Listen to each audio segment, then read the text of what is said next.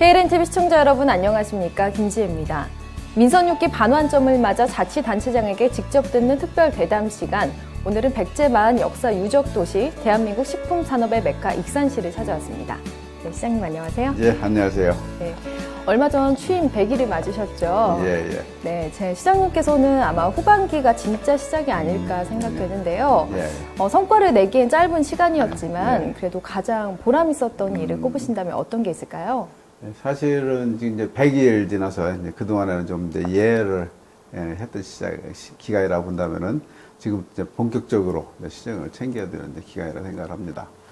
짧은 기간이었지만은 나름대로 이제 성과는 좀 많이 있었습니다. 그동안에 무엇보다도 우리 지역은 기업 유치가 가장 중요한데, 지금 7개, 8개의 기업이 분양 계약을 마쳤고, 그 중에는 또 할인 같은 경우는 2,200억 원을 투자할 정도로 대규모도 투자를 결정을 했습니다. 그리고 안전보호 융합 섬유라 해서 저희 지역에 예비 타당성 대상 사업으로 선정이 됐습니다. 예타 사업이 선정이 되면은 그 사업이 국가 사업으로 된다는 얘기인데, 그것이 2천억 규모 사업이 저희 지역으로 또 왔습니다. 그리고 소스 산업화 센터가 우리 익산 지역으로 이렇게 오게 됐습니다. 본래 이제 소스 산업 보면은 우리 전라북도에서는 순창도 있고 또 다른 지역에 우리 여러 군데 유명한 곳이 있는데, 우리 익산에 둥지를 트게 된 것이 큰 의미가 있다고 생각을 합니다. 네, 짧은 시간 동안도 많은 성과가 내셨네요. 네, 그리고 특히 다른 단체장님들에 비해서 현장을 자주 찾으신다고 들었어요. 특별히 현장 중시하는 이유가 있으신가요? 사실 그 행정, 특히 지방자치라는 것은 주민들의 의사를 행정에 반영해서 주민들의 의사를 실행을 하는 것이 가장 중요하다고 생각을 합니다. 저는 항상 그 주민들의 의견을 듣고 다양한 목소리 청취해서 그 행정에 투입을 하기 위해서 열심히 듣습니다. 듣는 방법이 여러 가지가 있습니다. 제가 현장에 찾아가기도 하고, 또 우리 이제 열린 시민광장이라고 해서 또 주민들 우리 시청으로도 모시고, 그리고 저는 대원칙이 우리 비서실에 지시를 하기를, 시장 면담을 원하는 그런 주민들한테는 누구를 방문하고 전부 일정을 잡아드려라. 항상 시장시 문을 열어놔라. 이렇게 지금 운영을 하고 있습니다. 그래서 저는 기회만 있으면은 주민들 곁으로 좀 달려가고 있습니다. 네. 또 익산시는 백제 역사 유적지구가 세계 유네스코로 등재가 됐잖아요. 그만큼 이제 고도가 깊은 도시인데 이 좋은 그 유적 자원을 활용할 방안에 대해서는 어떤 생각을 갖고 계신지?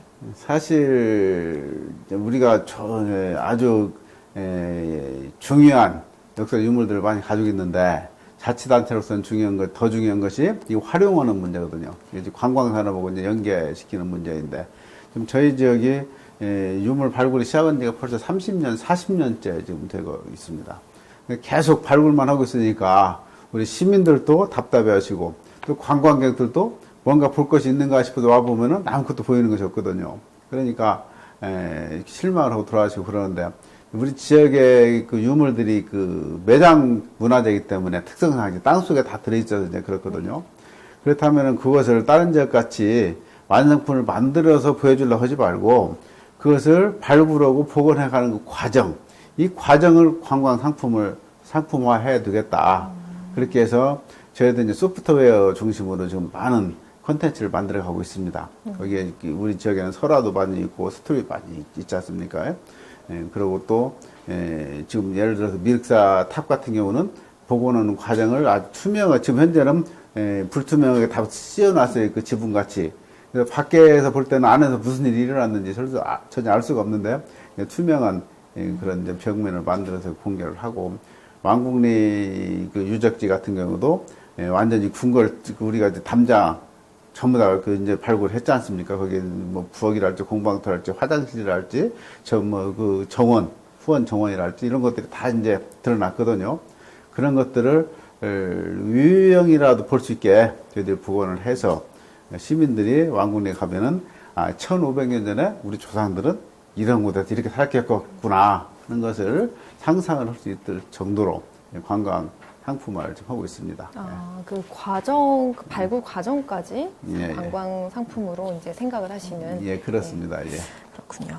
그리고 또 이제 국가식품 클러스터 산업단지 조성이 지금 한창 진행 중인데요. 이 사업에 대한 설명과 그리고 앞으로의 어떤 향후 비전에 대해서 좀 알고 싶습니다. 국가식품 클러스터는 우리한테 굉장히 의미가 있고 중요한 사업입니다.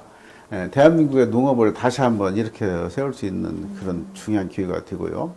단순히 우리 국가식품 클러스터라고 해서 국내 시장만 겨냥한 것이 아니고 우리 동북아의 중국 대륙 시장, 일본 시장, 동남아의 시장 이런 동북아의 식품 수도를 저희들이 지향을 하고 만든 것이거든요. 그렇다면은 이 국가식품 클러스터를 저희들이 잘 조성하고 잘 갖고 가야 된다. 지금 현재 200만 평 규모로 해서 세계적인 인류 식품 기업들 다 지금 유치를 하고 있습니다. 그리고 다른 저거 차별성 있는 것은 기업 지원 시설이라 해서 일단 기업들이 돈만 가져오면 여기서 모든 기업 활동을 할 수 있게끔 정부에서 다 지원을 해줍니다. R&D서부터 시작을 해서 마지막 그 패키지 하는 데까지, 상품 포장하는 데까지, 또 마케팅 하는 것까지. 모든 것을 다 지원을 해주기 때문에 기업들한테는 굉장히 영업하기가 수월하죠. 그래서 다른 산업단지에 가는 것보다도 여기에 들어오면은 정말 기업 활동하기가 좋다. 그리고 또 세계적인 인류 식품 기업들이 다 와 있기 때문에 세계를 겨냥을 해서 상품을 수출을 하고 하는데도 좋기 때문에 그래서 굉장히 전망은 이제 밝다고 보는데 문제는 이제 기업 유치입니다. 올 연말이면은 전부 다 그 조성이 끝나거든요. 네. 끝나면 이제 기업들이 지금 많이 들어오는데 현재는 이제 109에 지금 저희들이 분양을 하고 있는데 한 40% 정도 이제 분양이 됐습니다. 209, 309가 바로 이제 분양 공고가 나가는데 거기도 공고 나가는 대로 지금 그 계약을 하려고 대기하는 기업들은 많이 있는데 이것을 빨리 저희들이 기업 유치를 마무리를 해야 2단계 사업을 들어가는 거예요. 이게 지금 그 규모가 워낙 크기 때문에 1단계, 2단계로 나눠놨는데 1단계가 성공적으로 다 기업이 유치가 안 되면은 2단계 사업을 할 수가 없지 않습니까? 그러면 어정쩡한 형태가 돼가지고 정말 호랑이 그리려다가 정말 고양이 새끼 그리려는 수도 생길 수가 있어요. 지역에서는 그 부분을 제일 지금 걱정을 많이 하고 그래서 저는 취임 초기부터 기업 유치에 정말 모든 것을 걸고 있습니다. 그야말로 올인을 하고 있고 저뿐만 아니라 우리 공무원들 전부 다 기업 유치를 위해서 지금 발벗고 나서고 있고 또 더 나아가서는 우리 시민들한테 호소를 하고 또 객지에 나가 있는 출향 인사들한테 저희들이 호소를 해서 저희 지역에 정말 기업을 끌어오려고 총력을 좀 기울이고 있습니다. 네, 그래서 그런지 밖에서는 기업 유치가 굉장히 잘 되고 있다, 순항 중이다 이런 말 들리더라고요. 네, 앞으로 좀 준공까지 100% 이제 기업 유치를 목표로 하시는 거죠? 그렇습니다. 네. 예. 알겠습니다. 그리고 또 익산 KTX가 통과하게 되면서 교통, 물류, 유통 중심지 역할을 이제 하게 되는데요. 이를 활용한 지역 발전 방안은 어떤 게 있으신지? 지금 사실 KTX 익산역의 의미는 이제 굉장히 큽니다. 우리가 초고속 사회라고 해서 인터넷이나 그 정보통신망 중심으로 지금 우리가 초고속 사회를 지금까지 생각해 왔는데 이제는 국토 공간도 초고속 시대로 해가지고 다시 재편이 되는 겁니다. 그러면 우리가 100년 전에 여기가 그 기차역이 만들어졌기 때문에 익산이 번성해 왔는데 다시 한번 더 좋은 기회를 맞이한 거죠. 그러니까 국토 공간 지도가 새로 바뀌는데 새로 바뀌는 국토 공간 지도에서 익산이 차지하는 비중은 과거의 익산이나 대전이나 대구보다도 훨씬 능가하는 그런 중요한 위치를 점하고 있다.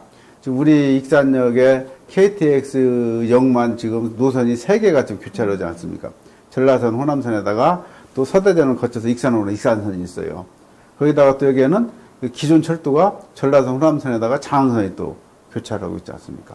그럼 대한민국의 한 지역에서 6개의 철도가 교차하는 지역은 인자는 익산역밖에 없습니다.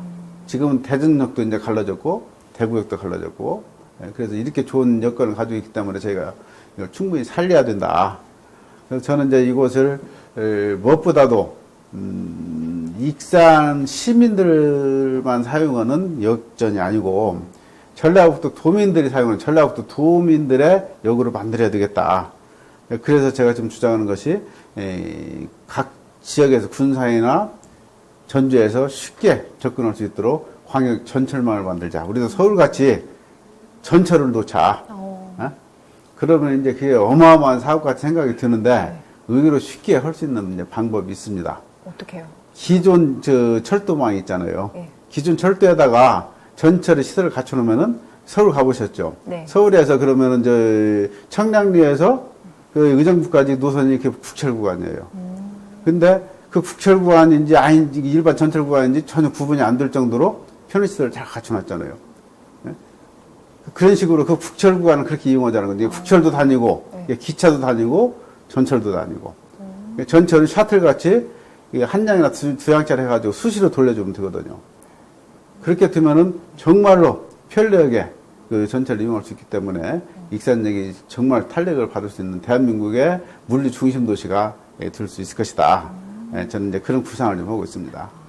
정말 그렇게 되면 좋겠네요. 저도 서울 생활을 하다가 이렇게 내려왔는데 이 전철이 굉장히 편하거든요. 이 버스는 멀미도 하고 또 왔다 갔다 기다리고 하는 시간이 좀 불편한데 꼭 그렇게 됐으면 좋겠고요. 그 KTX 통과하게 되면서 실제로 그 관광객들도 많이 늘어났을 것 같고 좀 변화가 있을 많이 것 늘었죠. 같은데. 지금 연간 한 50%에서 100% 이상 늘어나고 있는데 하루에 12,000명이 익산역에 타고 내려요. 12,000명이라는 것은 좋은 숫자가 아닌데, 이제 조만간 또 금년 연말에 수서발 KTX가 개통되지 않습니까? 그러면 이제 2만 명이 넘게 익산역을 이용할 겁니다. 그러면 2만 명이 넘는 그 승객들, 그 유독인구를 어떻게 지역사회에서 활용할 것인가, 이제 여기에 대한 대책을 이제 강구를 해야 됩니다. 저희는 역세권 개발하고 관련해가지고, 또 거기 구도심, 우리 익산은 또 특징이 뭔지, 익산역에서 구도시 맨날 영정통이라고 그러죠. 거기를 걸어서 전부 다 도보로 탐방이 가능한 거리예요. 그것보다 유리한 위치가 없습니다. 그러니까 우리 젊은 청소년들이 요새는 이제 그 레일 패스라고 하나요? 패스를 끊어서 다니지 않습니까? 아무 데나 내렸다가 타더라도 추가 요금이 없잖아요. 그런 레일 패스를 끊어가지고 다니는 젊은 사람들이 익산역에 내려서 잠깐 내려가지고 걸어서 시내 한 바퀴 돌고 관람하고 관광하고 거기서 또 음식물 좀 사 먹고 그러고 다음 행선지로 이동을 하고 그렇게 하기에 최적의 위치에 있는 것이 우리 익산역이다. 거기에 맞게끔 저희들이 관광 상품화를 지금 만들고 있습니다. 충분히 교통의 조건도 됐고 그다음에 뭐 문화 자원도 충분하고 앞으로 더 익산시 발전이 좀 기대되고 합니다. 그럼 남은 임기 동안 가장 역점을 두고 진행하실 시책은 어떤 게 있으신지? 저는 무엇보다도 그 민생, 주민들 일자리입니다. 일자리, 먹고 사는 문제. 지금 우리 지역이 이제 사실은 여러 가지 문제로 지금 주민들이 어렵게 사는 사람들이 굉장히 많아요. 그 사람들한테 가장 큰 복지 혜택은 역시 일자리 주는 것이다. 일자리를 주려면 여러 가지 방법이 있지만 첫 번째는 기업체를 많이 유치를 해와야 되죠. 그래서 일자리를 많이 반듯한 일자리를 만들어 드리는 것인데 또 그렇지 못하고 정규적인 일자리는 아니지만은 일상생활 생활하는데 필요한 비용 정도를 벌 수 있는 일자리. 그게 이제 사회적 일자리라고 해서 사회적 경제를 통해서 저희들 일자리를 이제 만들고 있습니다. 그것이 바로 저희가 사회적 기업 지원 센터를 지금 현재 저희 설립 중에 있는데 그걸 해서 취약계층, 어르신, 노인들, 장애인들, 또 경력 단절된 여성들 이런 분들에 대해서 원하는 사람들은 모두 일을 할 수 있게끔 저희들이 시 재정을 투입을 해서 일자리를 만들어내겠다. 잘 아시겠지만 사회적 경제 일자리라는 것은 물건을 만들기 위해서 사람을 채용하는 것이 아니고 사람을 채용하기 위해서 물건을 만드는 거예요. 그런 게 기본 시장 경제 원력으로는 완전히 다른 거죠. 그래서 시 재정이 투입이 돼야 되는 것이고 다만 그렇지만은 적은 예산으로 많은 일자리를 만들어서 시민들을 일자리를 줄 수 있다. 저는 제일 중시 여기는 것이 이제 그것이고, 두 번째는 이제 결국은 일자리로 연결되어 있는데, 우리 전통적으로 익산은 농업 도시입니다. 농업의 특성을 살려서 식품 클러스터가 들어오니까 그 연결을 잘 시켜가지고 농업을 다시 한번 줌을 시키겠다. 그래서 제가 지금 주창하는 것이 농업 행정수도를 지금 북부 지역, 농업 지역 중심으로 좀 저희들 만들고 있습니다. 우리 시청에 있는 농업 관련 부서 전부 다 그쪽으로 옮겨하고 거기에 농업 관련 기관들, 단체들, 농민들 거기 모여서 거버넌스 청사를 하나 만들려고 그래요. 모든 시민들이, 농민들이 지혜를 짜내서 우리 농정을 어떻게 발전시켜 나갈 것인지를 거기 논의를 하고 거기서 결정된 것을 집행을 하고 해서 우리 도시가 농업도시로서 다시 한번 거듭날 수 있도록 그런 구상을 지금 추진을 하고 있습니다. 또 얼마 전에 농업인 월급제 업무 협약 예, 그렇습니다. 예, 어제 바로 어제죠. 협약 체결을 예. 했습니다. 그래서 우리 농업인들도 안정적으로 월급을 받는다. 그 얼마나 그 생각만 해도 이게 신선합니까? 네, 그렇죠. 예, 예. 그래서 농민들도 또 매달 20일 되면은 통장으로 이제 월급이 착착 들어갈 겁니다, 이제. 예.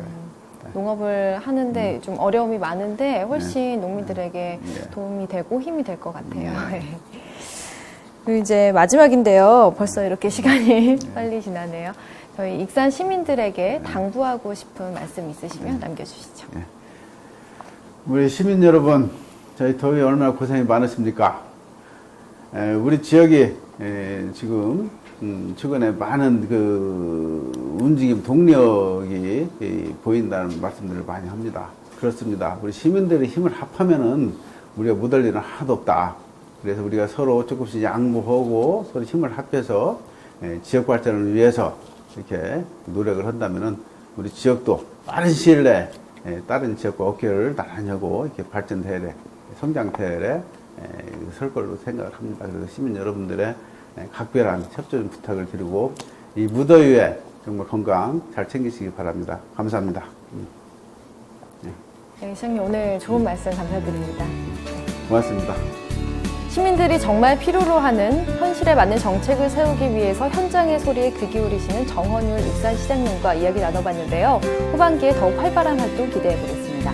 시청해주신 여러분 고맙습니다.